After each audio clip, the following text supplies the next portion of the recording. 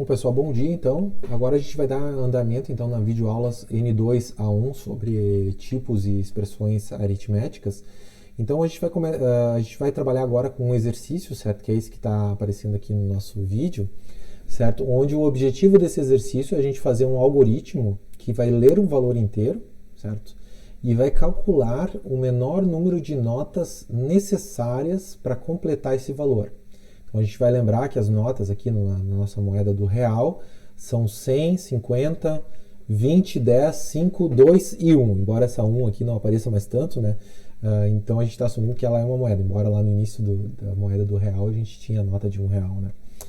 Então a gente não vai analisar o caso da parte fracionária, a gente vai olhar só unicamente a parte da parte inteira, ou seja, das notas, digamos assim, da parte inteira do real, né? Não os centavos, ok? Então, para fazer esse algoritmo, a gente tem que fazer a análise e definição do problema, né, como a gente sempre faz. Então, olhando para o enunciado, né, dada uma quantia inteira em reais, certo? A gente tem que calcular e mostrar o número de cédulas de cada nota, certo? É isso que está dizendo aqui, né? A gente precisa calcular o menor número de notas necessárias para chegar nesse valor, né? Então, a gente tem que partir, digamos assim, das notas de 100, depois de 50, depois de 20, 10, 5 e até o final. De maneira que a multiplicação da quantidade de cédulas pelo valor delas dê a quantia inteira em reais que a gente especificou na entrada. Então a gente quer saber então o menor número possível de notas no total. Então, para a gente obter o menor número de notas possível, a gente tem que partir então das notas maiores. A gente tem que não das notas menores, né? Porque se a gente começar das notas menores, a gente vai ter um maior número de cédulas possíveis, que no caso que seria usar todas as cédulas de 1. A gente teria um maior número de notas. A gente quer saber o menor número, então por causa disso a gente tem que partir das notas maiores e ir em direção às notas menores, conforme for sobrando, digamos assim, o resto das divisões das notas maiores. Então o objetivo então é determinar os tipos das notas e as suas quantidades, e a entrada vai ser um valor inteiro, que vai ser o valor que a gente quer fazer, né? E a saída é a quantidade de cada nota que totalize o valor inicial. Então, para fazer isso, a gente vai definir esse algoritmo, né? Então, o algoritmo calcula notas. Bom, aqui tem um comentário, onde as entradas é o valor inteiro e as saídas é a quantidade de notas de 100, de 50, de 20, de 10, de 5, de 2 e de 1. Essa vai ser as saídas. Os valores dessas variáveis serão as saídas do meu programa, né? Então, a gente começa o programa e lê o valor, né? Então, esse valor, a gente vai copiar ele para uma outra variável v, para a gente ter esse valor v, digamos assim, o valor, para que a gente mantenha esse valor ao longo do programa, certo? Até o final do programa, para que lá no final a gente possa dizer que esse valor ele se decompõe nessas notas aqui. Então é em cima dessa cópia aqui, desse v, que a gente vai trabalhar. Então a primeira coisa que a gente faz, a gente vai trabalhar com divisões inteiras aqui, né? A gente vai definir o valor de notas de 100. Então isso aqui a gente simplesmente vai pegar o v e vai dividir ele por 100. Né? Então isso vai dar o quociente da divisão inteira, que vai me dizer a quantidade de notas de 100 inteiras que estão dentro daquele valor fornecido, que no caso aqui está o v. Para a gente saber o que sobrou para a gente utilizar nas próximas cédulas, a gente tem que calcular o resto dessa divisão. E o resto da divisão é que está sendo representada no nosso algoritmo pelo mod, né? Mas que isso está mais próximo da matemática, mas isso aqui na linguagem C a gente colocaria aqui então 1%, que é o nosso operador de resto, né? E notem que ao fazer isso, a gente está calculando o resto e sobrescrevendo o valor de V. Então a gente pega o resto e coloca ele em V, de maneira que depois, nos passos 6 e 7, a gente possa não mais trabalhar com a nota de 100, porque aí a gente já sabe quantas notas de 100 a gente já pegou, mas quantas notas de 50. Então o procedimento vai se repetir, a gente vai fazer V divisão inteira de 50, depois vai pegar o resto, vai fazer de 20, de 10, de 5, de 2 e da nota 1, certo?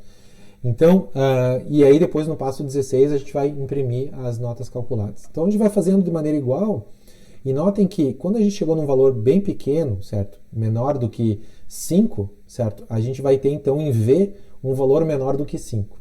E a gente quer saber quantas notas D2 a gente precisa. Então a gente divide esse valor menor do que 5 por 2. E isso vai me dar quantas notas de 2 eu vou usar. E o resto dessa divisão, que está representado por V mod 2, já é a quantidade de notas D1 que eu vou precisar. Porque como eu já dividi por 2, então eu já cheguei no elemento mais simples aqui, próximo do 1, certo? Então eu não preciso aqui fazer a divisão de V por 1, certo? Não faz sentido. Aqui eu já tenho a quantidade de notas de 1 direto com o resto da divisão por 2.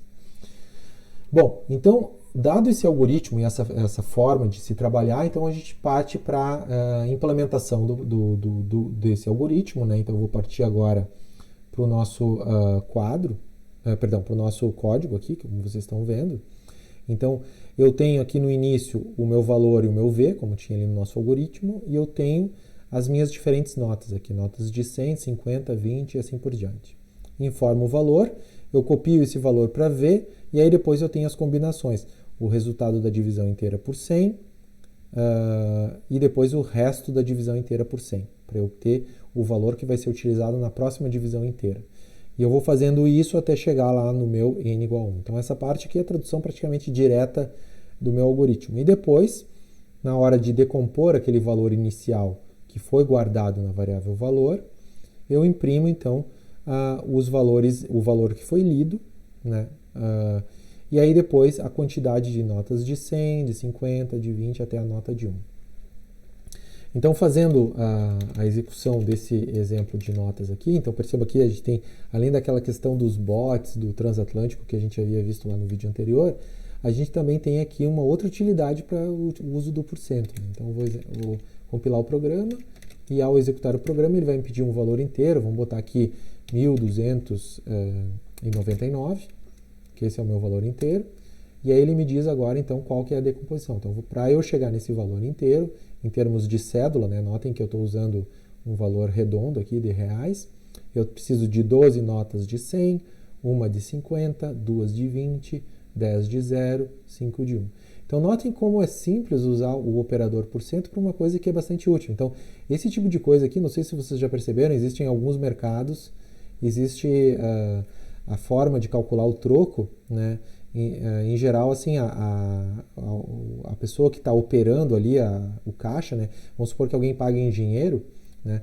A resposta tem que ser em dinheiro também, né? O troco, digamos assim.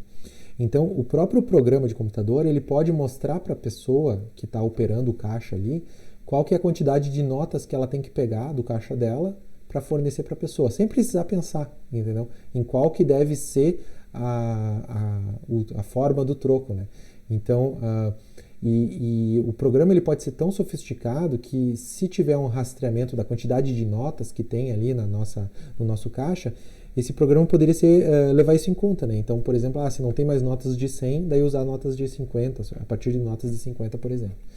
Ou dizer, não tem troco, não consigo fazer esse troco. O programa poderia informar isso também, né? Então, isso é um uso prático aí do nosso operador de porcento no nosso cotidiano, né? Que aparece toda vez que a gente vai no mercado, a gente pode ter um programa de computador lá com essa sofisticação aí. Bom, então, dando prosseguimento aqui ao nosso... Bom, a gente já fez alguns testes aqui, né? A gente fez um teste. Então, eu deixo para vocês um exercício para vocês fazerem em casa, certo? Que a gente diz aí exercício para a próxima aula, que é fazer um algoritmo que lê um valor real, certo? Então, ele vai ler um valor real, da mesma forma como a gente leu nesse exemplo de notas aqui. E depois disso, ele transforma esse valor real em dois valores inteiros, certo? Então, esses valores inteiros vai ser, de um lado, a gente vai ter a parte inteira daquele valor em real, e do outro lado a gente vai ter a parte decimal, que vão ser os centavos, certo? Do valor lido. Então, a gente vai ter que ler agora não mais um número inteiro, a gente vai ter que ler um ponto flutuante, por exemplo, 123,98, e a gente vai ter que dividir, então, esse ponto flutuante numa parte inteira e uma parte decimal. Então, a gente vai ter de um lado o inteiro 123 e de outro lado o inteiro 98.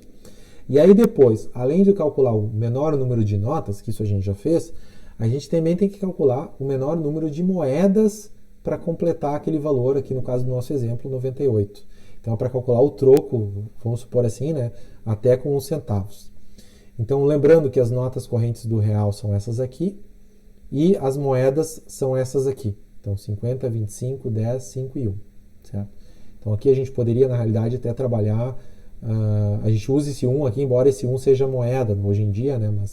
Mas a gente tem que usar ele porque ele é um número inteiro também. Né? Então, a gente pode usar as moedas de 50 centavos, 25 centavos, 10 centavos, 5 centavos. E, bom, a moeda de 1 centavo a gente pode usar, embora ela não seja mais tão corriqueira. E aí, depois que fez esse algoritmo, a gente implementa um programa em C que corresponda ao algoritmo. Então, esse é o objetivo do exercício, certo? Eu fico por aqui. Um grande abraço para vocês e até a próxima videoaula.